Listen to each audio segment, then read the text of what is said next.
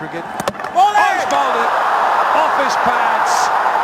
Sacked, and Mushtaq is going to be public enemy number one. Surely, not only in India but all over the world.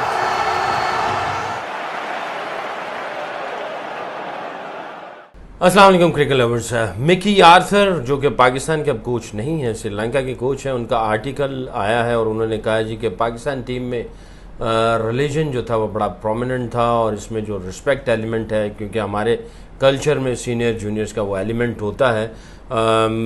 Junior जो है वो seniors की बड़ी इज्जत करते हैं, रिस्पेक्ट करते हैं। मैं ये समझता हूँ ये फ़ायदे की बात है। अगर कोच ऐसा है जो इस चीज़ को समझता हो, कल्चरल चीज़ों को और रिलीजन को, तो वो कोच इन चीज़ों को पॉलिश करके इन चीज़ों को अच्छे तरीके से इस्तेमाल कर सकता है। और अगर कोच इन चीज़ों को नहीं समझता, कल्चर को, रिलीजन को, वो बड़ा स्ट्रगल करेगा। आई एम नॉट श्योर कि मिकी आर्थर ने किस कॉन्टेस्ट में ये बात कही है। ये 2 पॉइंट मेंशन किए हैं। मैं ये समझता हूँ जितने भी फॉरेन कोचेज़ आए श्रीलंका में, इंडिया में, पाकिस्तान में और बांग्लादेश में कोचिंग करने के लिए, तो इनको कल्चरल और रिलीजन जितने भी एस्पेक्ट्स हैं उसके मुतालिक इनके पास नॉलेज होनी चाहिए, क्योंकि ये हम सब की, एशिया के अंदर हम सब की घुट्टी के अंदर है। सीनियर्स की रिस्पेक्ट का करना और रिलीजन जो एट्रीब्यूट्स हैं और रिलीजन्स जो फेस्टिवल्स हैं या रिलीजन्स की जो रिक्वायरमेंट्स हैं, बाउंड्रीज हैं, लॉज हैं, ये हमारे अंदर हैं, क्योंकि इसी के अंदर स्पिरिचुअलिटी आ जाती है रिलीजन के अंदर। तो आई थिंक इनको जानना बहुत ज़रूरी है। अगर कोच को समझ नहीं आ रही तो वो ख़ुद भी कंफ्यूज हो जाएगा और वो काम सही कर नहीं पाएगा। और अगर उसको पता है और उसने इसके ऊपर वर्क किया हुआ है, रिसर्च किया हुआ है, और मैं ये समझता हूँ कि जब भी कोई बाहर से अंदर आता है पहले वो सीखता है फिर सिखाता है। अगर वो रिलीजन को और कल्चर को वो नहीं सीख रहा, नहीं समझ रहा, तो वो कुछ सिखा नहीं पाएगा। तो पहले इसको सीखना है फिर सिखाना है।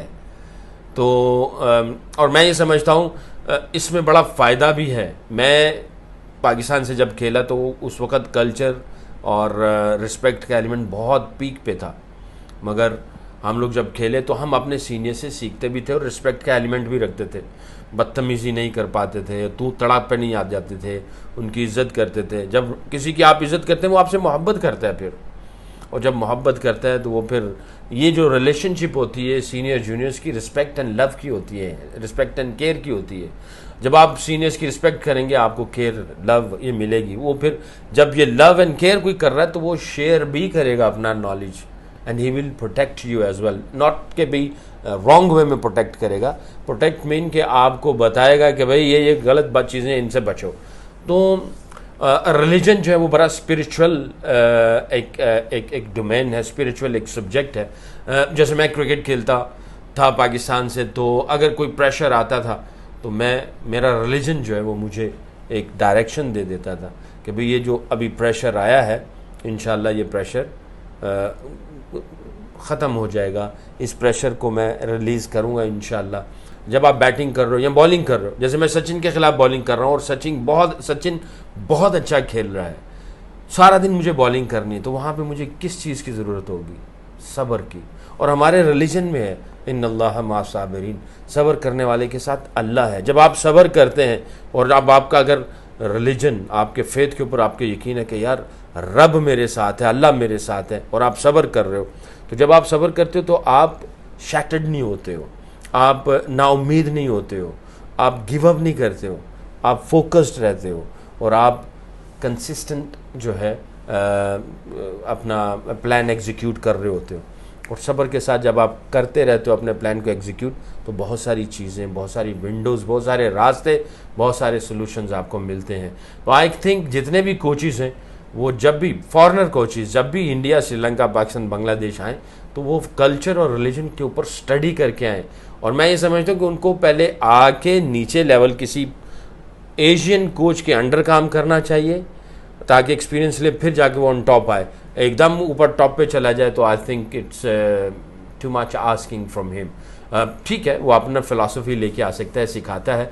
तो मिकी आर्थर ने ये जो पॉइंट आई एम श्योर जो मेंशन किए हैं उसने बहुत कुछ सीखा होगा, पाकिस्तान से काम करके अब श्रीलंका में है, तो उम्मीद है श्रीलंका में ये बहुत अच्छा काम करेगा। वो डिफरेंट कल्चर, इतना ज़्यादा डिफरेंट नहीं, उधर भी रिस्पेक्ट का एलिमेंट बहुत ज़्यादा है और वो भी बड़े रिलीजियस है और I am sure he will learn from there as well. इसीलिए कहते हैं जो अच्छा कोच होता है वो जब मुख्तलिफ टीमों में, मुख्तलिफ रिलीजन के लोगों में, मुख्तलिफ कल्चर में काम करता है और मुख्तलिफ एनवायरनमेंट में काम करता है, तो वो ग्रो भी करता है, लर्न भी करता है। तो आई थिंक मिकी पाकिस्तान से अब गया है श्रीलंका में, उससे पहले ऑस्ट्रेलिया में भी काम किया, आई थिंक साउथ अफ्रीका में भी काम किया, तो वो काफ़ी कुछ सीख रहा है और आई एम श्योर वो पास ऑन भी करेगा सबको।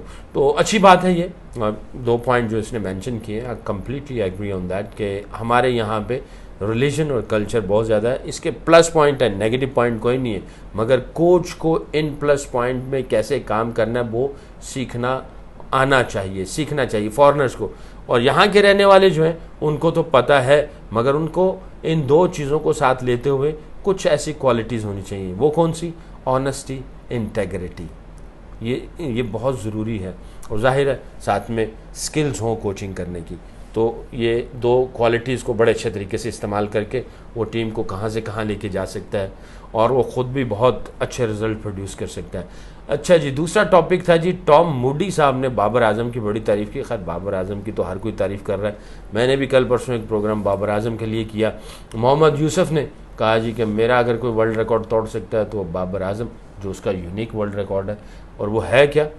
तकरीबन 1800 रन एक साल में, 9 सेंचुरी और जनाब तकरीबन 100 के करीब एवरेज है। पूरे साल उसने घंटा लगाया पूरी दुनिया का और ये वर्ल्ड रिकॉर्ड किया। वो कह रहे हैं जी बाबर आजम ही तोड़ सकता है। सारी दुनिया तारीफ़ कर रही है। टॉम मूडी साहब ने कहा चलो जी हम भी तारीफ़ कर लें। बहुत शुक्रिया जी टॉम मूडी साहब, आपने बाबर आजम की तारीफ़ की है। बाबर को, क्योंकि ये हमारा छोटा भाई भी है, हमारा पाकिस्तानी फेलो मेट भी है, क्रिकेट फैमिली से इसका ताल्लुक़ भी है, हम भी इसको बड़ी मोहब्बत करते हैं, बहुत चाहते हैं। गुजारिश यही रहेगी बच्चा डाउन टू अर्थ ही रहना, चीज़ों को जोड़ते जाओ, सीखते जाओ और जनाब ऐसे ही सरिया वरिया गर्दन में ना आए, मेहनत करते चले जाओ। अल्लाह तुमसे बहुत परफॉर्मेंस लेंगे और बहुत नाम रोशन करेगा पाकिस्तान का। अब बहुत नाम रोशन करोगे पाकिस्तान का, दुआएं हमारी आपके साथ हैं। की watching me on Saqlain Mushtaq show. मेरे यूट्यूब चैनल को सब्सक्राइब करें, फेसबुक पेज को लाइक करें, अपनी राय से, अपने कमेंट से आगाह करते चले जाएँ। मोहब्बत की जीत हो, नफ़रत की हार हो, रब रखा, अल्लाह हाफिज़। सकलैन मुश्ताक हाइट्स जदीद तर्ज जिंदगी और फैमिली की जरूरियात के एन मुताबिक है।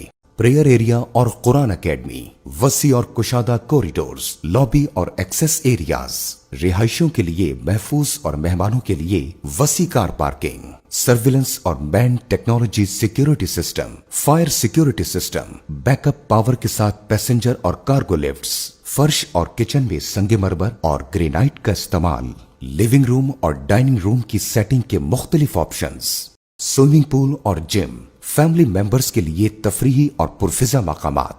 हम बेहतरीन से कम की जमानत नहीं देते।